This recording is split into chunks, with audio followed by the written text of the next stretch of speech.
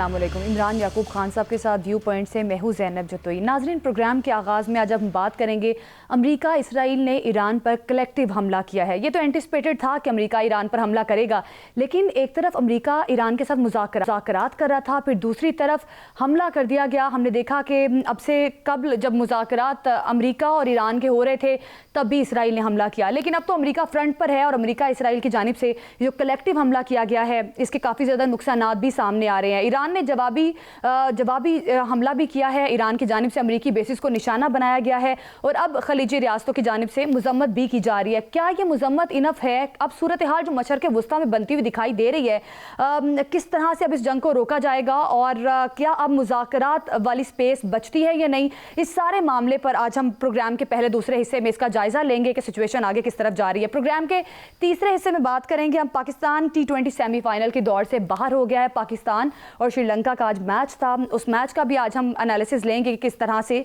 पाकिस्तान ने प्ले किया और पाकिस्तान T20 सेमीफाइनल से बाहर होने की क्या वजूहात थी। लेकिन सबसे पहले जो अब इस वक्त सिचुएशन हुई है ईरान के अंदर और अभी जो ताज़ा तरीन डेवलपमेंट्स हमारे सामने आ रही हैं, ये कहा जा रहा है कि ईरान ने आबनाए हुर्मुज़ को बंद कर दिया है और ये भी खबरें सामने आ रही हैं कि इसराइल अमेरिका कलेक्टिव हमले जो किए जा रहे हैं उसमें उनकी सियासी क़यादत, ईरान की सियासी क़यादत को भी निशाना बनाया गया है, लेकिन सुप्रीम लीडर आयतुल्ला खामनाई अभी महफूज हैं। सारी सिचुएशन का एनालिसिस हमें देंगे। हमारे साथ तज्जियाकार मौजूद हैं, अब्दुल्ला हमीद गुल दिफाई तज्जियाकार हैं, चेयरमैन तहरीक जवानान पाकिस्तान हमारे साथ मौजूद हैं और Shahid Akhtar air marshal retired भी हमारे साथ मौजूद हैं। बहुत शुक्रिया हमारे मेहमानों का, उनके वक्त का। किस तरह से सर देख रहे हैं अब्दुल्ला हमीद गुल साहब सिचुएशन को? ये तो एंटिसिपेटेड था कि अमेरिका हमला करेगा, लेकिन मुज़ाकरात के दौरान ही क्यों अमेरिका इस किस्म की सिचुएशन बनाता है? क्या क्रेडिबिलिटी है अब सदर ट्रंप की और अमेरिका की? क्या समझते हैं, क्या माहौल बनता हुआ दिखाई दे रहा है आपको? बहुत बहुत शुक्रिया। नहीं, मेरा ख्याल है कि मैं ये एंटिसिपेट नहीं कर रहा था कि अमेरिका हमला करेगा। मेरा ये ख्याल था कि अमेरिका मुज़ाकरात की जानिब जा रहा है और जो मेरी अभी 2-3 दिन कबल अली लारेजानी साहब से बात हुई, उसके अंदर यही बात नज़र आ रही थी कि कुछ ना कुछ कहीं लचक महसूस की मैंने। और ईरान अपने न्यूक्लियर जो प्रोग्राम है उसके अफ़सूदगी के हवाले से रज़ामंद था काफ़ी हद तक कि उसके अंदर कुछ लचक दिखा रहा था। लेकिन एंड टाइम पे जो है फिर नरेंद्र मोदी जो है वो वहाँ पहुँच गया और नरेंद्र मोदी ने इज़राइल को ये मशवरा दिया कि कहीं ऐसा ना हो कि अमेरिका जो है किसी नतीजा खेज़ मसले के ऊपर आके खड़ा हो जाए ईरान के साथ और कोई डील हो जाए। इसलिए बेहतर यह है कि तुम सबसे पहले स्ट्राइक करो और इधर से मैं इस फ्लैंक को, क्योंकि ज़ाहिर है एक तरफ जब खित्ते के अंदर आग लगी होगी मशरिक़ वुस्ता में, तो पाकिस्तान जो है, जो कि इस टाइम पे एक स्ट्रॉन्ग कंट्री है और ईरान के हवाले से एक अच्छे ताल्लुकात जो है वो हमने देखने में आए हैं माज़ी के अंदर। तशक्कुर के नारे भी हमने ईरान की पार्लियामेंट में गूंजते सुना। तो इसका मतलब ये है कि वो उसको न्यूट्रलाइज़ करना चाहते थे और ये चाहता था कि किसी सूरत पाकिस्तान अपने जो मिलिट्री मसल है और मिलिट्री एसेट्स हैं, उनको अफ़गानिस्तान में एग्ज़ॉस्ट करे और जब वो एग्ज़ॉस्ट हो जाए तो फिर भारत किसी अच्छे मौके की तलाश करके भारत और इज़राइल मिल के पाकिस्तान के खिलाफ कोई कार्रवाई अमल में ले आएँ। ये अभी भी उनका प्लान है और यही वजह है कि इस टाइम पे पूरे पाकिस्तान और इंडिया के बॉर्डर पे इस टाइम पे हाई अलर्ट है और हमारी जो एयर फोर्स है और इंडियन एयर फोर्स है वो इस टाइम पे एयर डिफेंस अलर्ट के ऊपर पिछले 3 रोज़ों से बैठी हुई है। अच्छा, पाकिस्तान ने अब्दुल्ला साथ ही साथ जो है अब्दुल्ला भाई, ये फरमाइएगा कि ईरान ने सऊदी अरब, कतर, बहरीन, यूएई, कुवैत में मुतअद्दिद अमरीकी अड्डों को जो मिसाइलों का निशाना बनाया है, तो इस सारी सूरत हाल को आप किस तरह से देखते हैं? इसका क्या नतीजा निकलेगा? देखिए, नतीजा क्या निकलेगा? पहली बात यह है कि अमेरिका के इन अड्डों के ऊपर उसने पहले भी निशाना बनाया था, आपको याद है माज़ी के अंदर, और उसने कहा था कि अगर इन अड्डों से हमारे खिलाफ कोई कार्रवाई होगी, यानी कि ये क्या बात हुई कि भाई अड्डे तो ठीक है, मेरे साथ वाले घर में, मेरे दोस्त के घर में, आपके घर में अड्डा मौजूद है, वहाँ से दुश्मन कार्रवाई करता है, मेरे घर पे गोलाबारी करता है और मैं ये कहूँ कि जनाब क्योंकि मेरे भाई का घर है इसलिए मैं उसको कुछ नहीं कहूँगा। ये तो वही बात है जैसे अभी भी हमने अफगानिस्तान के अंदर किया कि तालिबान ने जो है वो दहशतगर्दों को अड्डे बनाने का मौका दिया। दहशतगर्द जो है वहां से पाकिस्तान के खिलाफ कार्रवाइयां कर रहे थे, तो फिर पाकिस्तान ने क्यों अफगानिस्तान के खिलाफ कार्रवाई की? फिर तो ये भी जस्टिफिकेशन है। फिर ठीक है, वो करने दो, वो थोड़ी अफगान तालिबान कर रहे हैं, ये तो टीटीपी वाले कर रहे हैं। भाई उन्होंने ये भी कहा था, इन अड्डों के वजह से उन्होंने पहले भी बताया था, ईरान ने बावर कराया था, तंबीह की थी और ये कहा था कि आप ना करना, वरना हम हमला करेंगे, क्योंकि हम जिस अड्डे से हमला आएगा हम उस अड्डे पे हमला करेंगे। अब इससे ठीक है कि इसमें मैं इसको कोई जस्टिफाइड नहीं कहता, मैं ये नहीं कहूंगा कि ये बहुत अच्छा हुआ है, लेकिन मैं ये जरूर कहूंगा कि इन ममालिक ने इनको मना किया था अमेरिका को कि मत इससे हमारे जो पड़ोसी ईरान है उस पर हमला करें, लेकिन अमेरिका ने उनकी एक ना सुनी और हमला कर दिया। तो ये अड्डे जो है बाइस रहमत की बजाय बाइस जहमत बन गए इन ममालिक के लिए, क्योंकि इन ममालिक के अंदर इतना दमखम नहीं नजर आता और ये छोटे ममालिक हैं, इनके पास कोई ऐसे वसाइल नहीं है। और अगर यहाँ छोटे छोटे मुल्क हैं, लेकिन क्योंकि सर, फिर अगर कोई जवाबी कार्रवाई होती है, कोई इन ममालिक ने अगर कोई की, ईरान पलट के जब जवाब देगा तो फिर कोलैटरल डैमेज इतना होगा कि ये ममालिक बर्दाश्त नहीं कर पाएंगे। अच्छा, ये फरमाइएगा अब्दुल्ला भाई कि ईरानी मीडिया में कुछ सर्कल हैं जो दावा कर रहे हैं कि ईरानी जो हाइपरसोनिक मिसाइल हैं उन्होंने यहूदियों के परखचे उड़ा दिए हैं। क्या वाकई ही आपके पास कुछ इस तरह की इतलात हैं कि इसराइल में कुछ ज्यादा नुकसान पहुंचा?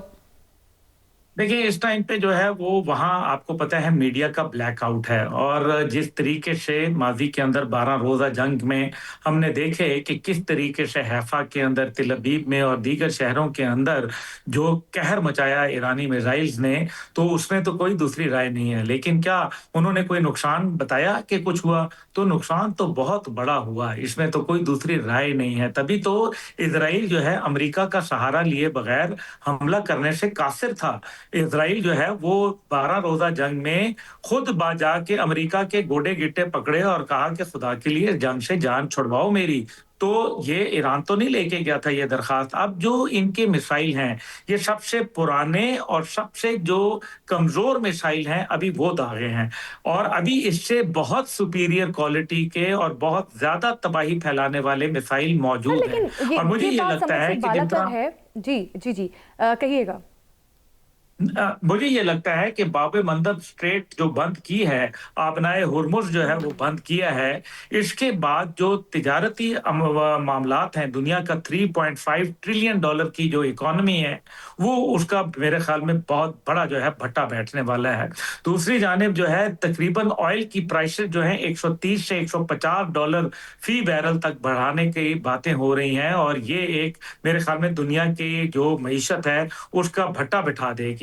तीसरी जानिब जो है वो तकरीबन इन्फ्लेशन रेट में 6.7% तक इजाफा मुमकिन तौर पे हो सकता है। और जो चीन है, जो सबसे ज्यादा ऑयल डिपेंडेंट है ईरान के तेल की वजह से, वो अगर अब ये बाबे जो जिस तरह से ये बंद कर दिया गया आबनाए हुर्मुज, तो फिर इसका मतलब है चीन डायरेक्ट अफेक्ट होगा। तो चीन को इस मामले में सीरियस होना पड़ेगा, और अगर वो मशरिक वस्ता में अपनी कोई अजारादारी या अपने जो कारोबार हैं उनको बढ़ाना चाहता है, और अफ्रीका में अपनी जो नाम है और जो उसने माइंस एंड मिनरल्स और रिसोर्सेज के उसने एग्रीमेंट्स किए हैं, अगर उनको बढ़ोतरी देना चाहता है तो उसको चार और नाचार ईरान की अमलन जो है वो सामने आके मदद करनी पड़ेगी। अच्छा सर, ये फरमाइएगा कि वजीर आजम मियां शहबाज शरीफ ने सऊदी वली अहद से टेलीफोन करके तो ये जो कशीदगी है इसके हवाले से बात की, और अब पाकिस्तान और सऊदीया का जो दिफाई मुआहदा है उसके तनाजुर में अब आप क्या समझते हैं कि पाकिस्तान जो है वो किस तरह से सऊदी अरब के साथ मुकम्मल यकजहती और भरपूर हमायत की यकीन दहानी जो वज़ीर आज़म ने कराई है, तो किस तरह से वो सऊदीया का साथ दे सकते हैं? देखिए, हम सऊदी अरब के साथ बहुत मोहब्बत रखते हैं, अकीदत और एहतराम और भाईचारगी का रिश्ता है, इसमें कोई दूसरी राय नहीं है।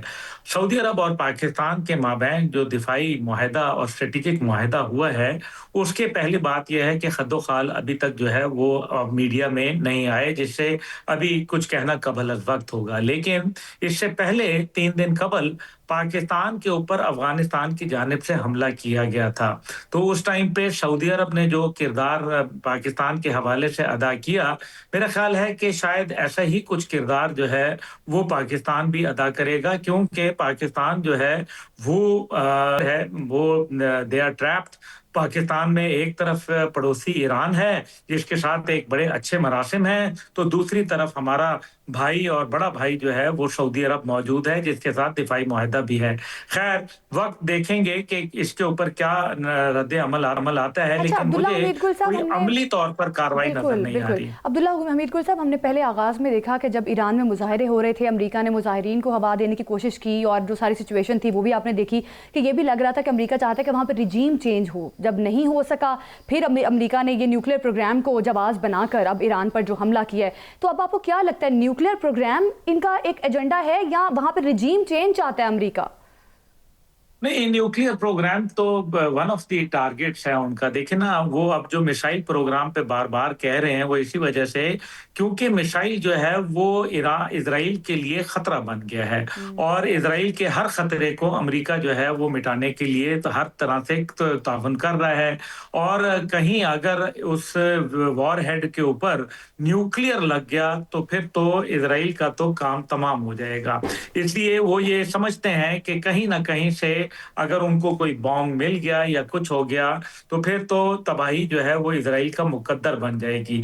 इसलिए जो रिजीम चेंज है वो उनका पहला टारगेट है कि वहां एक ऐसी रिजीम ले आई जाए जो वहां डी इस्लामाइजेशन करे, डीमिलिटराइजेशन करे, डी न्यूक्लियराइजेशन करे और साथ ही साथ जो है वो इसके जो मिसाइल प्रोग्राम है उसको खत्म करे। लेकिन बात यहाँ खत्म नहीं होगी क्योंकि बूट्स ऑन ग्राउंड के बगैर खाली मिसाइल स्ट्राइक्स के साथ, एयर स्ट्राइक्स के साथ रिजीम ना पहले चेंज हुई ना 47 साल के अंदर अमेरिका की ये ख्वाहिश अभी तक पूरी हुई। दूसरी जानिब जो है एक और बात बड़ी अहम है और वो ये है कि अभी जो आज वहाँ ईरान के अंदर जो बच्चियों के स्कूल को निशाना बनाया गया और 60 बच्चियां जो है वहाँ जामे शहादत नोश की, इससे आपका क्या ख्याल है? ईरान की कौम में अमेरिका के लिए क्या मोहब्बत जागेगी? सवाल ही नहीं पैदा होता। ये रिजीम चेंज करने के जो ख्वाब हैं ये अभी तक तो इनके अंदर मुझे कोई अमली तौर पर कोई हकीकत नहीं। अच्छा अब्दुल्ला भाई, ये बताइएगा कि ये भी खबरें आ रही हैं कि रूसी सदर पुतिन की जो खुफिया कॉल है इसराइली हमले से पहले, उसने ईरान को एक बड़ी तबाही से बचा लिया है। क्या आप भी ऐसे ही समझते हैं? देखिए, मेरे ख्याल में सदर पुतिन के क्योंकि उस टाइम पे एक जो कहा जा रहा है कि वहाँ एक अहम इजलास जो उनकी लीडरशिप का था वो होने वाला था और उस हवाले से जो इतलात थी वो मेरे ख्याल में सदर पुतिन ने जो है वो दी। नतीजा ये निकला कि वहाँ से लोगों को डिस्पर्स कर दिया गया। लेकिन अभी जो रॉयटर की रिपोर्ट्स हैं उसके अंदर पासदारान इनकलाब के जो सरबराह हैं उनको जो है वो शहीद किया गया है और इसी तरीके से उनके डिफेंस मिनिस्टर की शहादत जो है वो सामने आ रही है। लेकिन ये अनकन्फर्म न्यूज़ हैं, अभी तक तेहरान ने इसको कन्फर्म नहीं किया। लेकिन सर ये फरमाइएगा कि अभी आपने खुद भी चीन का जिक्र किया कि सब चीन के लिए भी बड़ी प्रॉब्लम हो जाएगी आपने हुर्मुज़ के बाद, बंदिश के बाद, तो ये भी खबरें हैं, ये कहा जा रहा है मुख्तलिफ रिपोर्ट्स में कि चीन ने भी कोई खुफिया फार्मूला जो है वो ईरान के हवाले किया है। क्या ये किस तरह का फार्मूला है और इससे क्या ईरान को फ़ायदा हो सकता है? देखिए, अभी जो नजर आया है इसके अंदर कहीं भी हवाई जहाज इस्तेमाल नहीं हुए, जबकि माजी में सबसे पहले हवाई जहाज़ों का इस्तेमाल हुआ था। इजराइल की जानिब से भी जो है इस जहाज आए थे और जो अमेरिका की जानिब से वो भी B-52 बम्बार जिनको F-22 और मिग F-35 जो है सपोर्ट कर रहे थे वो उनके झुरमुट में आए थे। लेकिन अभी नहीं आए। इसका दो वजूहात हैं। पहली बात यह है कि सुनने में आया है कि ईरान के पास जो है चीन की जानिब से स्टेल्थ डिटेक्टिंग जो सिस्टम्स हैं वो आ चुके हैं, यानी कि खुफिया जहाज़ों की आमदोरफ्त जो है उसको अब उनके रेडार सिस्टम देख सकते हैं 500 से 700 किलोमीटर दूर से। और साथ ही साथ जो है उनको जमीनी दिफा सिस्टम जो है वो रूस और चीन की जानिब से दिया गया है जिसके अंदर HQ-9 मिसाइल वगैरह जो है वो शामिल हैं। और अगर ये S-400 वगैरह शामिल हैं तो फिर इसका मतलब यह है कि अमेरिकन जहाज़ों के लिए और इजरायली जहाज़ों के लिए ये एक बहुत बड़ा खतरा का जो है वो अलामत है। दूसरी जानिब जो हैरान कुन बात जो मेरे इस आर्गुमेंट को अब्दुल्ला हमीद गुल साहब हमारे साथ ही रहिएगा, हमें ज्वाइन किया है शाहिद अख्तर साहब ने, जो कि एयर मार्शल रिटायर्ड हैं। बहुत शुक्रिया आपका शाहिद अख्तर साहब। मशरक़ वस्ता में जो सिचुएशन बन रही है इस पर आप क्या कमेंट करेंगे? ईरान ने जवाबी कार्रवाई भी की है, फिर सदर ट्रंप ये भी कहते रहे कि लामहदूद मुद्दत तक जंग जो है वो जारी रह सकती है। जब मुज़ाकरात चल रहे थे तो कभी मुज़ाकरात में मुस्बत इशारे मिल रहे थे, फिर मुज़ाकरात के दौरान ये जंगी माहौल भी बना दिया गया। तो क्या लगता है आपको, मशरक़ वस्ता में आप समझ रहे हैं कि कोई बड़ी जंग आगे जाके जारी रह सकती है? बड़ी जंग का आप ये देखते हैं कि किसको फायदा हो सकता है। अगर मिडिल ईस्ट में एक बड़ी वॉर होती है तो इसका जो वेस्टर्न नेशंस हैं इनको कोई फायदा नहीं होगा, इनको नुकसान होगा। सो इनकी इंटरेस्ट में नहीं है कि पूरा मिडिल ईस्ट जो है वो जंग की आड़ में आए। बेसिक जो कॉन्सेप्चुअली एक जो पॉइंट था कि मिडिल ईस्ट में इजरायली हेजमनी हो और वर्ल्ड में अमेरिकन हेजमनी हो। सो ये तो दो वो एक बेसिक प्रिंसिपल हैं जिसको लेके ये आगे अपना एजेंडा लेके चलना चाहते थे। अब उसमें गड़बड़ ये हो गई है कि इन्होंने मतलब एक तरफ हम देखते हैं कि ज़ायनिस्ट हैं, दूसरी तरफ न्यूकॉन्स हैं। इनकी शायद प्लानिंग के अंदर एक बहुत बड़ा फ्लॉ रह गया है। फ्लॉ ये रह गया है कि जिस तरह अमेरिका ने एज्यूम किया था कि वो एक शॉक एंड ऑ की कैंपेन करके इराक में एक पॉजिटिव चेंज ले आएगा, लोग एकदम छोड़ के मोहब्बत करना शुरू हो जाएंगे इजराइल से और अमेरिका से। बट वी सॉ कि इस तरह का कुछ नहीं हुआ। फिर लीबिया में नहीं हुआ, फिर अफगानिस्तान में 20 साल में नहीं हुआ, कहीं भी नहीं। ये उनका एक्सपेरिमेंट जो था, जो इन्होंने प्लान किया था, वो कामयाब हुआ। यहाँ पे भी नेचुरली वो नहीं कामयाब होगा। अच्छा, शाहिद अख्तर साहब, ईरान मीडिया के कुछ हल्के जो हैं वो ये दावा कर रहे हैं कि ईरान ने अमेरिका के F-35 एक त्यारा मार गिराया है। क्या वाकई ही ऐसा इसकी कोई तस्दीक हुई है या ऐसा मुमकिन है कि आप समझते हो कि ईरान के पास इतनी टेक्नोलॉजी हो कि वो मार गिराए F-35? मुश्किल है ये, मतलब इसकी पॉसिबिलिटी, लेकिन इसको आप 100% वो मतलब ये नहीं कह सकते कि ये पॉसिबल ही नहीं है। It can happen. आखिर आपको याद होना चाहिए कि ईरान ने इनका एक ड्रोन था उसको भी लैंड करवा लिया था, उसका लिंक ब्रेक करवा के। तो मतलब ये सब टेक्नोलॉजी की गेम है। सर चीन और रूस की, सर चीन और रूस, it doesn't make any difference अगर एक उन्होंने गिरा भी लिया। देखिए मैं आपको एक चीज क्लियरली बताता हूँ कि militarily, because I am a military person, so मैं इन चीजों के comparison, there is no comparison between America और इजराइल की पावर और ईरान की पावर में। ठीक है, हम समटाइम्स इनके मिसाइल को बहुत ज्यादा एग्जैजरेट कर जाते हैं, ठीक है, मतलब, लेकिन एक लॉन्ग और प्रोटेक्टेड वॉर किसी की भी फेवर में नहीं है, ना इजराइल की फेवर में है, ना वो एक्चुअली ईरान की फेवर में है। शॉर्ट एंड स्विफ्ट वॉर जो उनको डिसाइसिव विक्ट्री दे दे, ये फेवर में जाती है इजराइल और अमेरिका के, बट वो पॉसिबल नहीं है। ठीक है ना, वो रिजीम चेंज करवा सकते हैं, बिकॉज ये याद रखें ये 100 मिलियन लोगों का एक कंट्री है, 5000 साल इसकी हिस्ट्री है। सो ये कोई केक वॉक नहीं है कि जिसके अंदर अमेरिका या इजराइल अपनी मर्जी की रिजीम चेंज करवा दे या इनको सबड्यूट कर दे।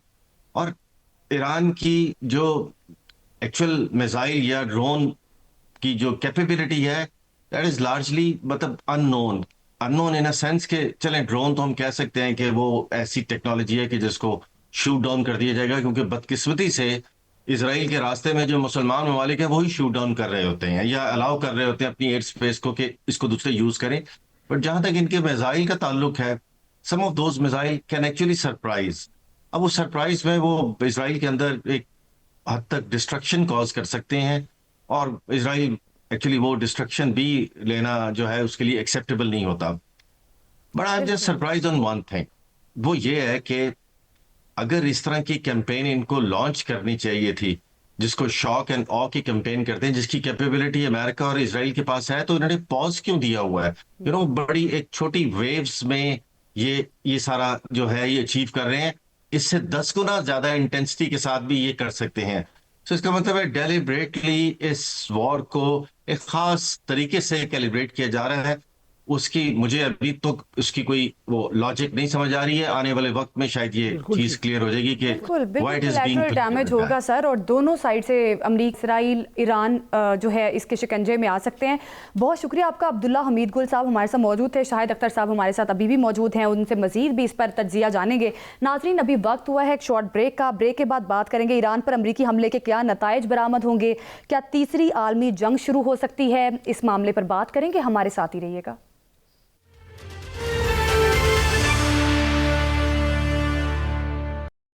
नाज़रीन, ईरान ने एक चीज़ तो वाज़े कर दी थी कि अगर अमेरिका हमला करेगा तो ईरान इसका वाज़े तौर पर मौसर जवाब देगा। और अब ईरान की जानिब से कहा जा रहा है कि अमेरिका ने इस जंग का आगाज़ किया और इसका इख्तिताम ईरान करेगा। अब क्या ईरान के पास एक कैपेबिलिटी है कि वो इस वॉर का बराह रास्त वाज़े तौर पर मुकाबला कर सके? इस सारे मामले पर हम बात करेंगे। मंसूर जाफ़र, माहिर उमूर मशरक़ वस्ता भी हमारे साथ मौजूद हैं। शाहिद अख्तर साहब भी हमारे साथ इस वक्त मौजूद हैं। सबसे पहले मंसूर जाफ़र साहब, आपसे सवाल लेंगे। क्या लगता है आपको, क्या ईरान इतना कैपेबल है कि वो अमेरिका इसराइल के इस कलेक्टिव हमले का जवाब दे सके? और अभी जवाब तो दे रहा है।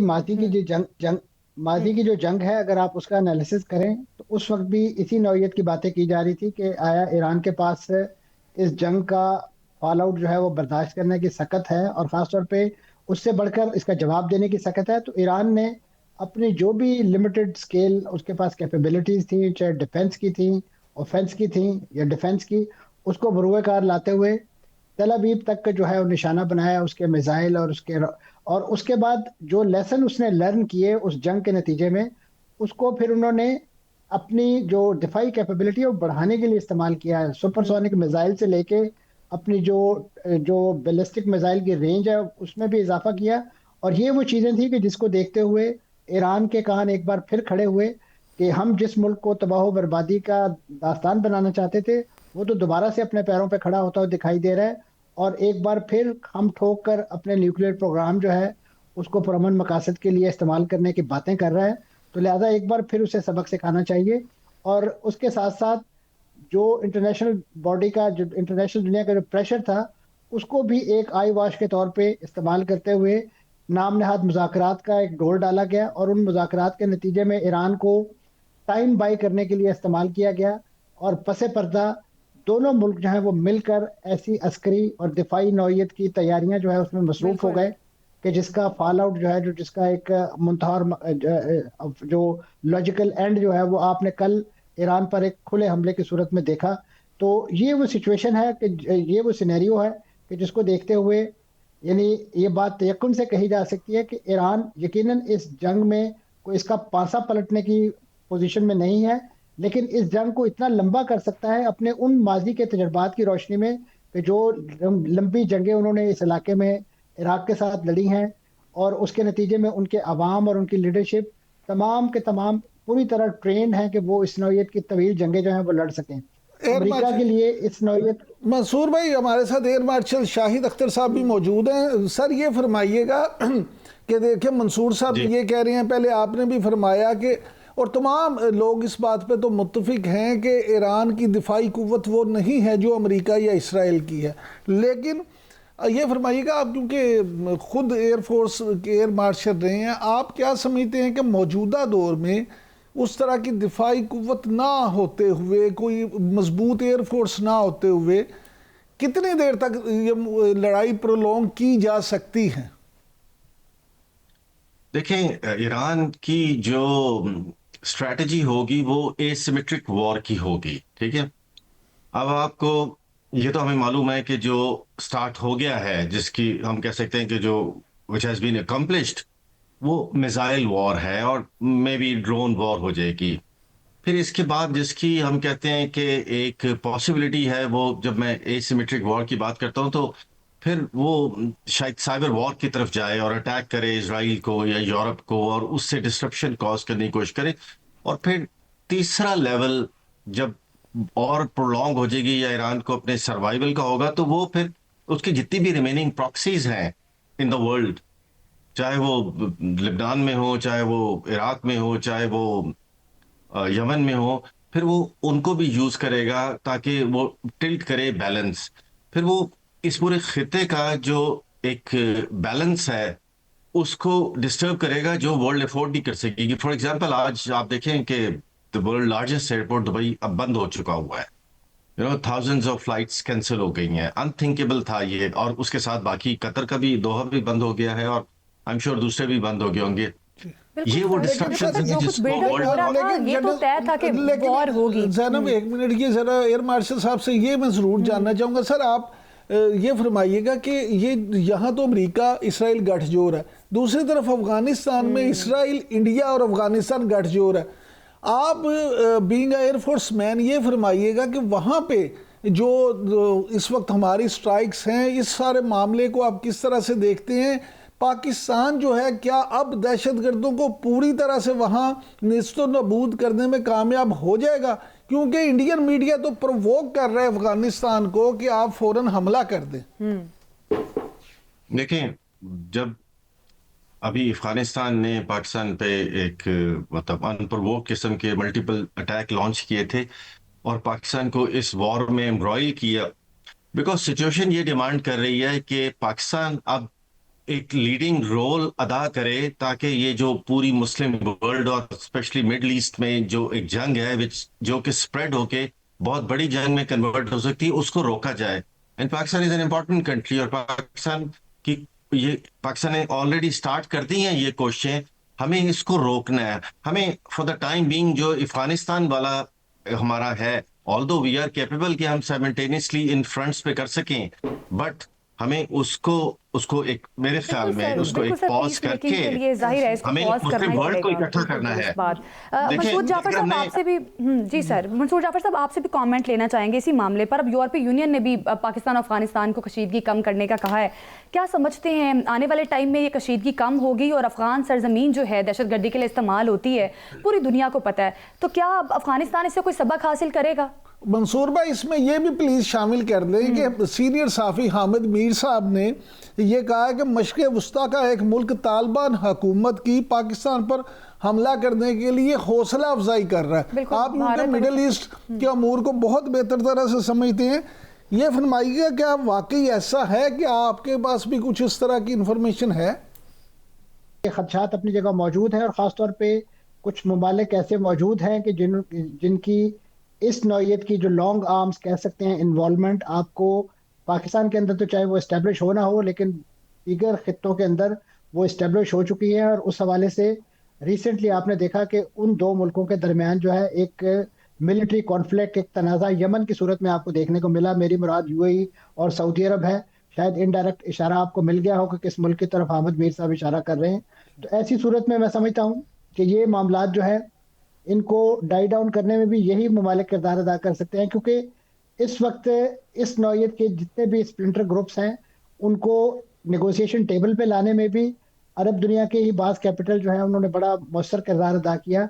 और अब भी रिसेंटली अगर आपके इल्म में हो, जो पिछला दौर इसी तनाज़े का पैदा हुआ था, उसमें भी अगर उनको किसी यानी अफगान तालिबान को या उन लोगों को मुज़ाकरात पे या जंग ख़त्म करने पे आमादा किया गया, तो वो भी एक अरब कैपिटल ही की तरफ से एफर्ट की गई थी, जिसके बाद ये जंग जो है वो ख़त्म हुई थी। लेकिन मैं समझता हूँ कि इस वक्त जो चैलेंज पाकिस्तान के लिए बना हुआ है वो यही है कि हमारा मशरक़ और मगरब दोनों गैर महफूज हो गए हैं।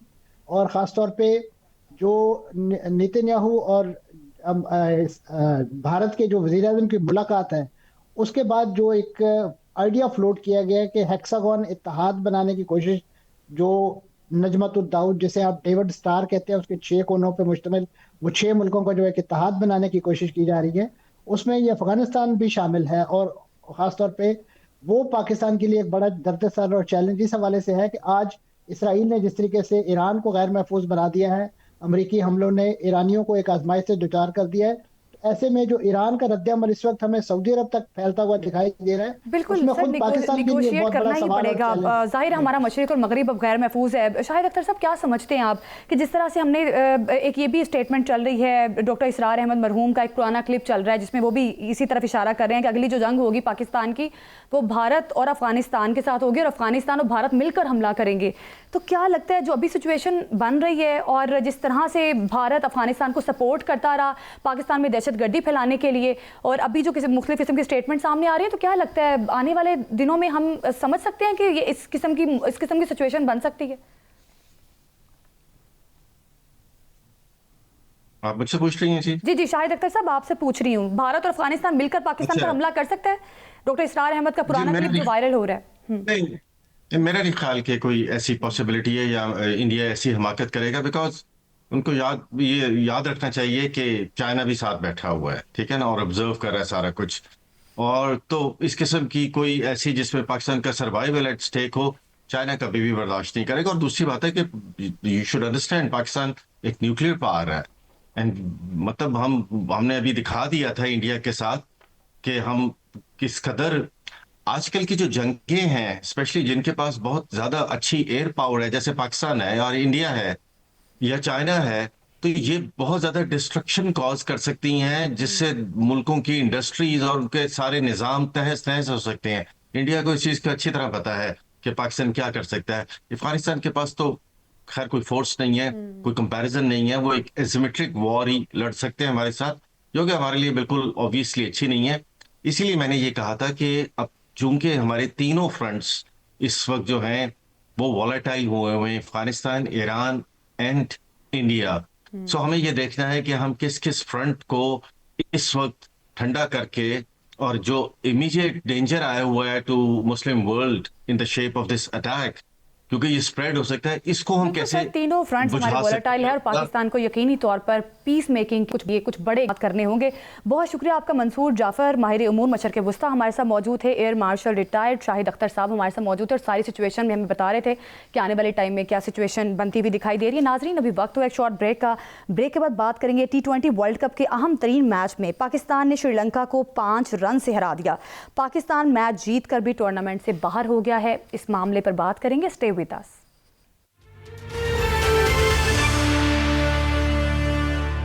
पाकिस्तान सेमीफाइनल में पहुंचने से पहले ही इससे बाहर हो गया और इसकी क्या वजूहात हैं, इस मामले पर बात करते हैं। इरफान ज़हीर क्रिकेट एक्सपर्ट हमारे साथ मौजूद हैं।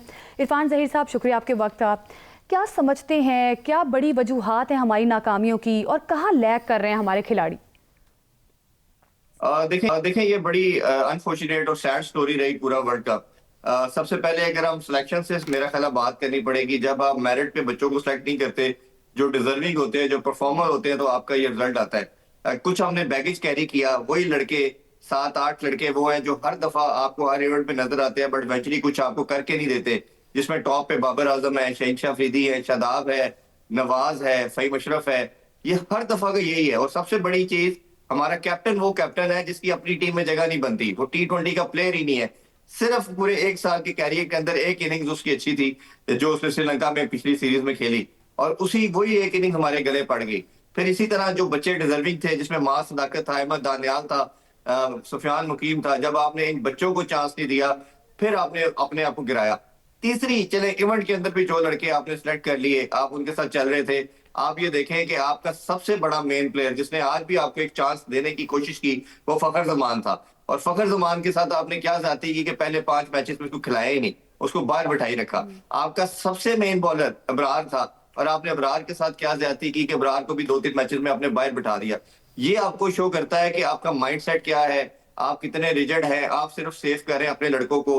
अच्छा, किसी तरह आप इसको जस्टिफाई नहीं कर पाएंगे कि बुरी परफॉर्मेंस के बावजूद हर मैच नवाज खेलता रहे, हर मैच शादाब खेलता रहे।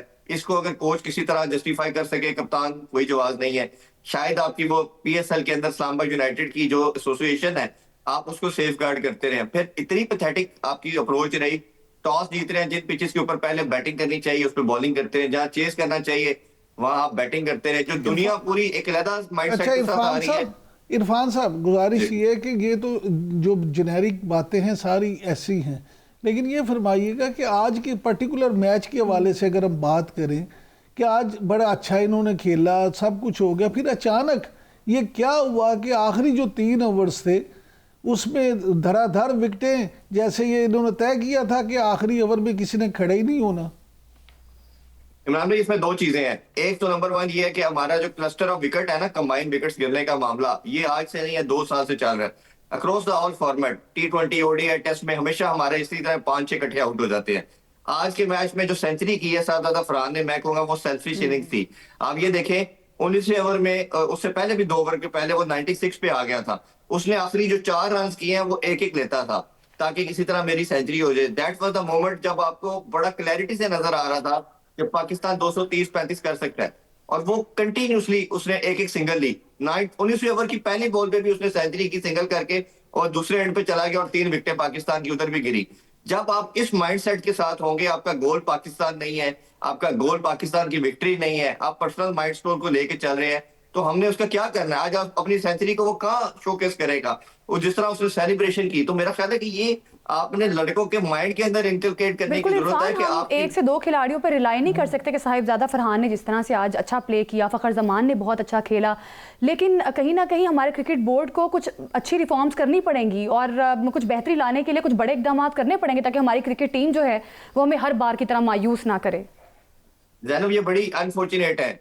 ये हमेशा सियासत में हम सुनते हैं हर इलेक्शन के बाद कि मुल्क नाजुक दौर से गुजर रहा है। क्रिकेट का हर वर्ल्ड कप हारने के बाद हम कहते हैं जी ये रीबिल्डिंग फेज में है, सर्जरी होगी। ये सिर्फ ड्रामाई चीजें होती हैं। ये चेहरे 2-4 महीने के लिए साइड पे होंगे, ये PSL में अच्छा परफॉर्म करेंगे, फिर ये घूम फिर के, जिनके मैंने शुरू में 5-6 लड़कों का नाम लिया है, फिर ये आपकी पूरी टीम को हाईजैक करेंगे, पूरा सिस्टम। मुझे समझ ये नहीं आती। मुझे तो सारा मेरा गिला ये स्टेक होल्डर से है, जो हेल्थ अफेयर में लोग बैठे हैं, चाहे चेयरमैन साहब है, चाहे PM साहब है, जो पैटर्न चीफ भी हैं। इरफान साहब, आप क्यों इस तरफ ध्यान नहीं करते? इरफान साहब ये फरमाइएगा कि ये खबरें भी हैं कि जी वर्ल्ड कप के बाद हमेशा की तरह कोच और कप्तान भी बदल जाएंगे, और फिर वसीम अकरम के हवाले से बड़े, अगरचे उनका वो जो लाहौर हाईकोर्ट का फैसला है उसके बाद बोर्ड ने कोई ओहदा नहीं दे पा रहा, लेकिन आप क्या समझते हैं इसी वजह से वो इमरान खान के दौरे हुकूमत में वो PCB के चेयरमैन भी नहीं बन सके थे जब रमीज राजा को बनाया गया था? तो आप क्या समझते हैं कि क्या वाकई ही तब्दीली होगी और क्या वसीम अकरम को किसी पोजीशन में बोर्ड साथ ला सकता है? बिल्कुल, आपने काफी हद तक खुद ही आंसर किया सर। ये पहली बात है कि उनके ऊपर वो मामला जो है 2 जस्टिस की ह्यूम रिपोर्ट की वजह से वो पब्लिक ऑफिस होल्ड नहीं कर सकते अनटिल अनलेस उसको क्लियर नहीं करते। एक तो वो रीजन है, और आपने ये भी बिल्कुल ठीक बात कही कि खान साहब भी चाहते थे, और फिर वो यही डिस्कशन में आया और इनकी रिकमेंडेशन पे ही रमीज राजा को चेयरमैन लगाया था। और मेरी वसीम अकरम साहब से खुद भी कई दफा बात इस टॉपिक पे हुई है। वो इंटरेस्टेड भी नहीं है। वो जारी बात है, अपनी फैमिली के साथ ट्रैवलिंग उनकी बहुत ज्यादा है, वो कमेंट्री में रहना चाहते हैं, वो कोचिंग वाली साइड पे या किसी इस चीज में इन्वॉल्व नहीं होना चाह रहे, और ना मेरा ख्याल होंगे। हाँ, ये जरूर हो सकता है जो मेरे सोर्सेज के मुताबिक है, वो एडवाइजर के तरह के रोल में आ सकते हैं, क्योंकि एडवाइजर एज सच कोई ऐसा एंटिटी नहीं होता, वो ऐसा कोई डेजिग्नेशन नहीं है। अभी भी चेयरमैन साहब कई चीजों में उनसे मुशावरत करते हैं, मेरे सोर्सेज के मुताबिक उनसे राय ली जाती है, आल्दो कि वो काफी लोगों से करते हैं, बट आजकल वो उनकी आंख का तारा है, उनसे बात होती है। बट मेरे ख्याल में सिर्फ एडवाइजरी के रोल में ही आएंगे, या कमेटी टाइप, एक पहले भी आपको याद होगा क्रिकेट कमेटी एक बनती है, उसके हेड बन सकते हैं, बट वो सारे ऑनरी डेजिग्नेशन है, कोई इस तरह का पब्लिक ऑफिस आप होल्ड नहीं कर सकते उसमें। अच्छा, ये तो इस तरह के रोल में तो वो आएंगे, कोचिंग अच्छा, में नहीं वो आएंगे। अच्छा, ये फरमाइएगा कि जो इंडिया है, क्या आप समझते हैं कि वो सेमीफाइनल में पहुंचेगा या वो भी बाहर हो जाएगा? देखिए, ये बड़ा इंपॉर्टेंट लग रहा है सिनेरियो। मैंने वैसे जो 4 सेमीफाइनल्स कही थी उसमें 3 तो मेरी आ चुकी है। मैंने कहा था साउथ अफ्रीका, न्यूजीलैंड, उधर से न्यूजीलैंड आएगा, उधर से ऑब्वियसली वेस्ट इंडीज आएगा, और ये इंग्लैंड आएगा। तो 3 तो आ चुकी है, चौथा वेस्ट इंडीज रहेगी जो मैंने प्रेडिक्ट किया था। उसकी रीजन ये है कि अगर तो इंडिया ने टॉस जीता और पहले बैटिंग की, फिर तो मुझे इंडिया नजर आ रहा है, और किसी तरह वेस्ट इंडीज ने अगर पहले बैरी ले ली और 170-80 कर दिया तो फिर इंडिया का चांस मुझे नजर नहीं आ रहा। उसकी रीजन ये है कि इंडिया ने पूरे 20 साल के कैरियर के वर्ल्ड कप के अंदर कभी 3 दफा सिर्फ 160 प्लस किया है। वो तीनों जो 160 प्लस किए हैं उसमें विराट कोहली का रोल था। और अभी आप एक मैच देख चुके हैं साउथ अफ्रीका के अगेंस्ट, कि जब उनको 185 करना था और 111 पे वो ढेर हो गए। तो इंडिया का जो कॉन्फिडेंस है, जो प्लान है, वो सिर्फ पहले बैटिंग करते हुए नजर आ रहा है। वो अनफॉर्चुनेटली अगर जिस तरह हम क्रैप करते हैं चेस करते हुए, उनका भी वही मामला आता है। तो ये जिम्बाब्वे के केस भी मैंने बहुत बात की थी कि किस तरह पॉसिबल है कि जिम्बाब्वे ने पहले टॉस जीत के उनको बैटिंग दे दी, और आपने देखा कि उन्होंने वर्ल्ड कप का हाईएस्ट रन टोटल लगा दिया। तो मुझे लगता है कि कल मैच में डिसाइडर यही होगा, जो पहले खेलेगा उसकी पॉसिबिलिटी बहुत बढ़ जाएगी, जो चेस खेलेगा। और जो वेस्ट इंडीज के, मैं आपको एक बात बताऊं सर, वो जिस तरह की बैटिंग करते हैं, इंडियन के पीछे टोटल बैटिंग गलतियों को आइडेंटिफाई करना चाहिए, और ताकि फ्यूचर में अच्छा मैच जो है वो अब शायकीन क्रिकेट को पेश कर सके। बहुत शुक्रिया आपका इरफान ज़हीर, हमारे साथ मौजूद थे और हमें सारा सिनेरियो बता रहे थे। नाजरीन, इसी के साथ प्रोग्राम से दीजिए हमें इजाज़त, कल फिर मुलाकात होगी। अल्लाह हाफिज़।